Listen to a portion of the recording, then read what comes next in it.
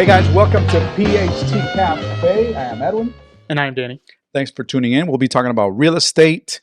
Today we're going to be talking about real estate investments. So it's very important for you to watch this whole episode. And we're going to talk about other stuff. What's up, bud? I'm doing good, man. How are you? Yeah, I'm good. That's good. That's good to hear. Yeah, we were talking about my daughter just had a little fender bender and what a pain in the butt that is. And then you told me that Shasta had a fender bender too. Yes, my only employee also had a fender bender, which her fender bender, though, totaled her car.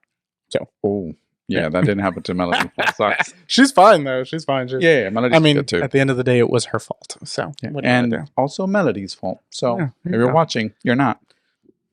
You better not be watching while you're driving. Exactly. What else is going on with you, bud? Nothing, man. Just in the midst of this sexy challenge. You know, that's right. Sexy challenge. So we're going on a family vacation in a couple weeks for spring break, and we're very excited about the vacation. And then Liz and we have a group chat, and all of a sudden these guys, him and Melissa, was like, "Oh, we're doing this sexy challenge because we got to be sexy for this vacation." Yeah.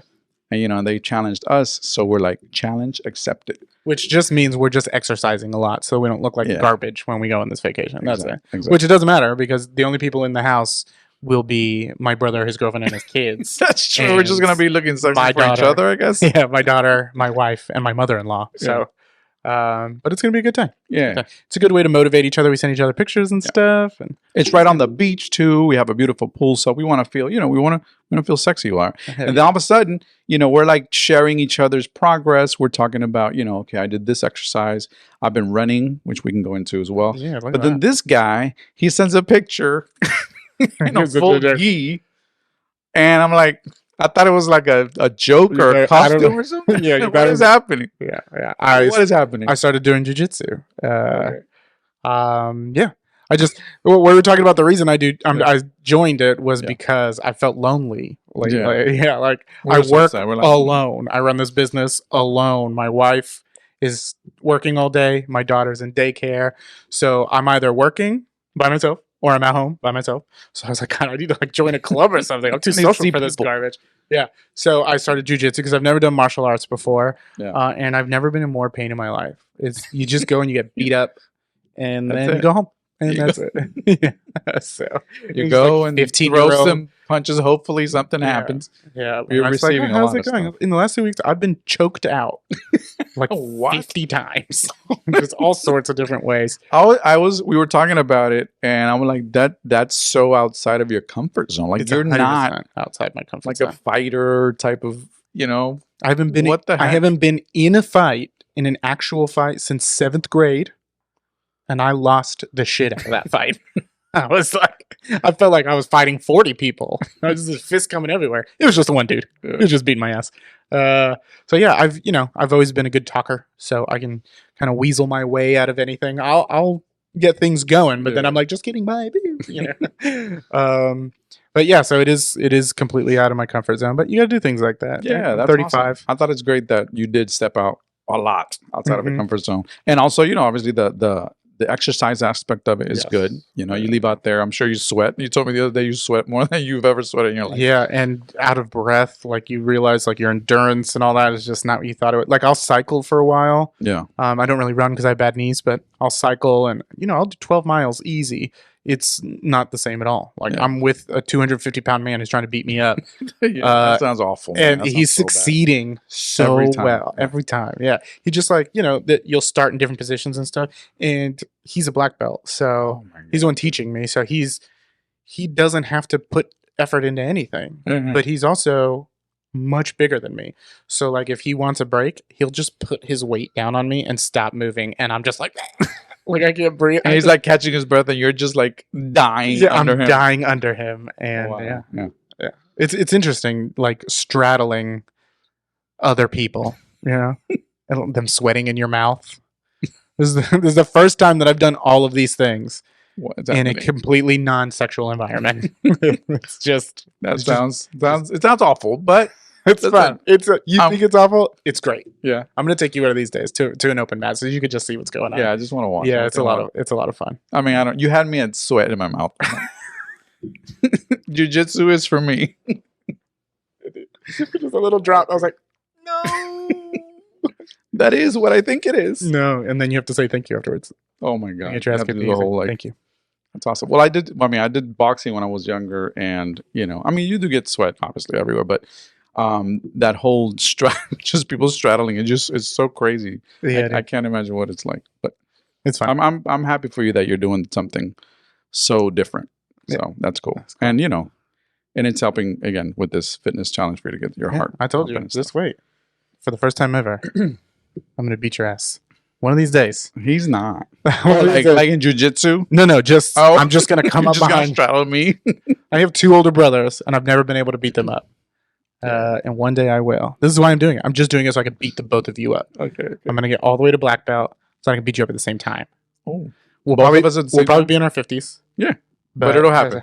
So he's doing the jiu-jitsu. Obviously, we're also working out. I have a lot. I go to the gym and also have a gym at the house. You went to the gym the other day to the garage gym. To your garage gym. To my garage gym. Yeah. We did a working out there. So it's good. Like I said, we motivate ourselves, motivate each other, and, just so we can get there and actually go insane with the food once we're there and not feel as guilty. Yeah. Because it's going to be... I feel like you don't feel that you eat a lot more? I've been eating way more. I've been eating way more. Usually I would eat like twice a day. But now I'm just like peckish all the time because of how much exercise I've been doing. That's true, yeah. I just need to eat things all the time. That's why, and the protein, I gotta have protein all the time. Because if not, I'll just get tired because my body is just like, it's like a furnace now. Just give me more. So, but that's a good problem to have. Yeah, for sure. Yeah. So you guys will see us in our sexier selves, hopefully in the next few episodes. Because it's still a little rough right now. Yeah, it's still a little rough. All right. So investments, real estate investments, right? We're both, as you guys know, we talk about real estate here. He's in the inspection side. I'm in the real estate side. And a lot of people approach myself, as I'm sure you, wondering how to get into real estate investments. Tell me a little bit about real estate investments. A lot of people nowadays, they think because the market changed, okay, it's not a time to buy a home, but it's a good time to get an investment property, right? And obviously that all depends on a million things, your financial situation, because obviously, when you buy an investment property, you need to know why you're buying this property. Are you going to do long-term rental? Are you buying it to flip it? As a lot of people wonder, how you do that.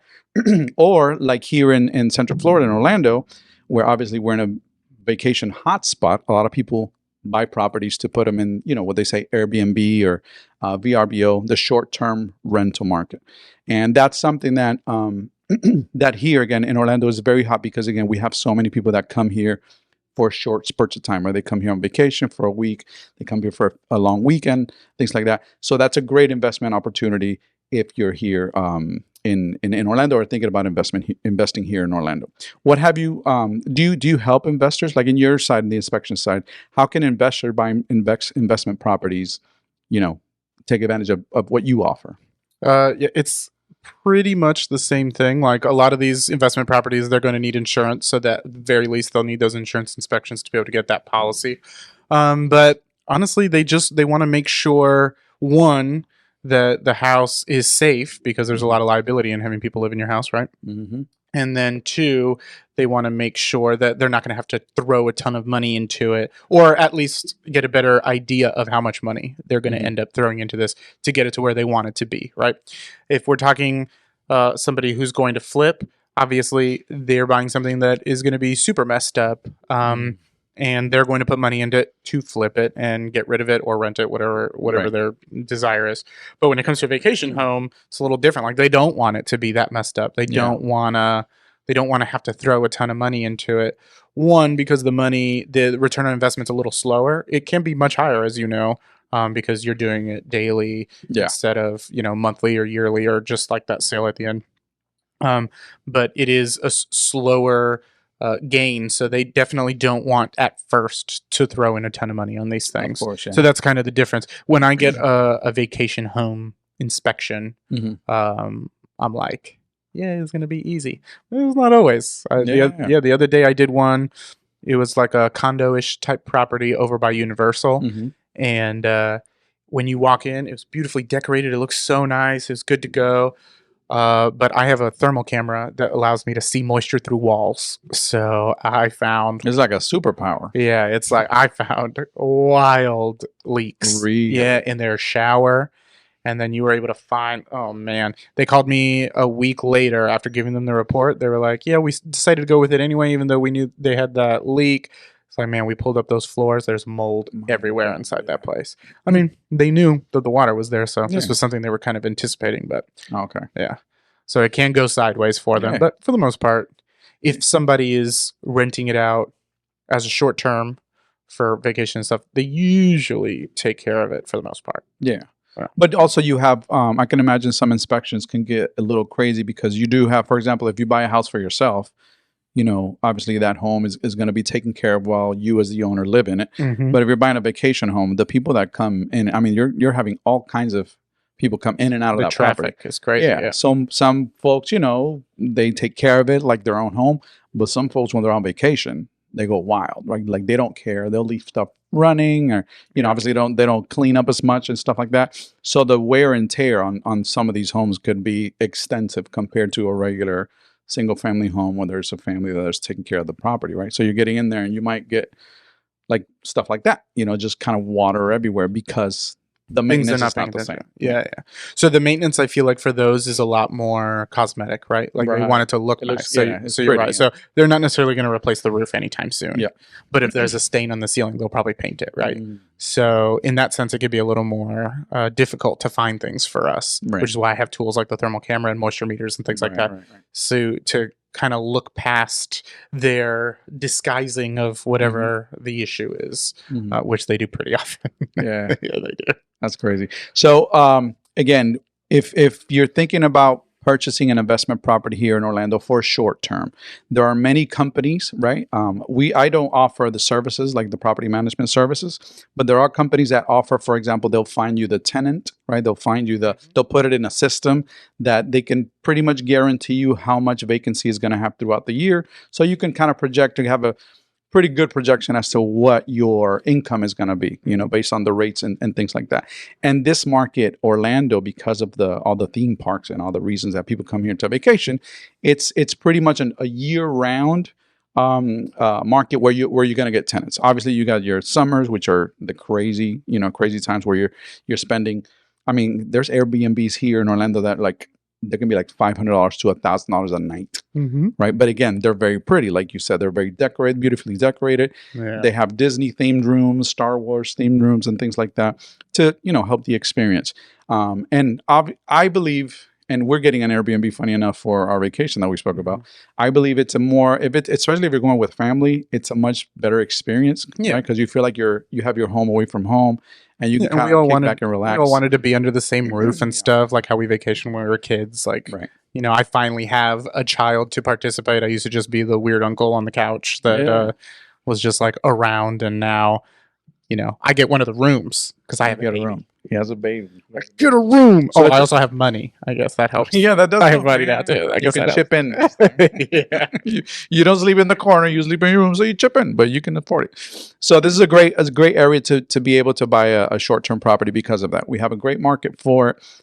There's a supply that's unlimited of people coming through. Yeah, that's crazy. And there's such a demand, right? There's such a demand. You can just go to Airbnb and VRBO right now and just search, you know, for properties in Orlando, and you're going to get so many options, and a lot of it is just booked, right? It's just a great time to do it here. That was just making me think because you know, next year is my official first anniversary. I'm about to celebrate 3 years being married, but I was married on February 29th. So next year is our first official anniversary. Everyone's like, what?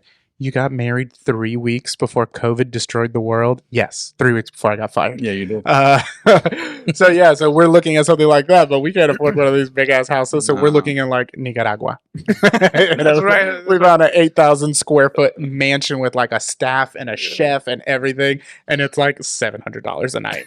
That's what we're going for. It's in Nicaragua, but it's a really beautiful place. Yeah, it's gorgeous. Right on the beach, everything. It's so nice. So nice. So it's a great time for you to invest in that type of property. If you're a first-time investor, this is a great way to get into it because, again, these companies can kind of take all of it from you, and you just kind of have to worry about getting that check at the end of the month or the quarter or whatever it is. And dealing with the little things that happen here and there, right? Like a pipe burst or whatever. Exactly, these things do happen. Yeah, but there's companies that kind of keep you in the loop of that and take care of that.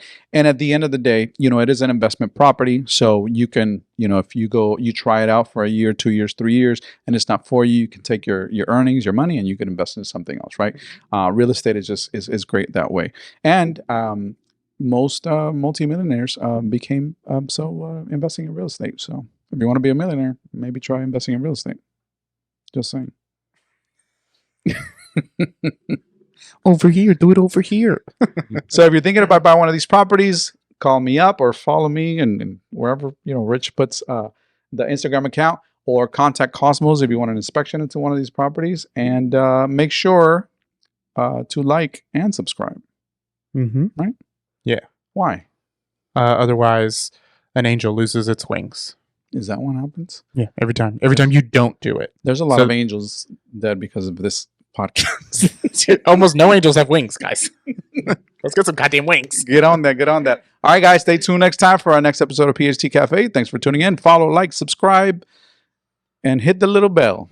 I've always wanted to say that. Have I said that before? Yeah, the little bell. The bell that tells you, you know what I'm talking about. The little bell. No idea. You know what I'm talking about. Hit the little bell. The little bell. No, it sounds saucy. I'm not sure. I better hit that little bell, boy.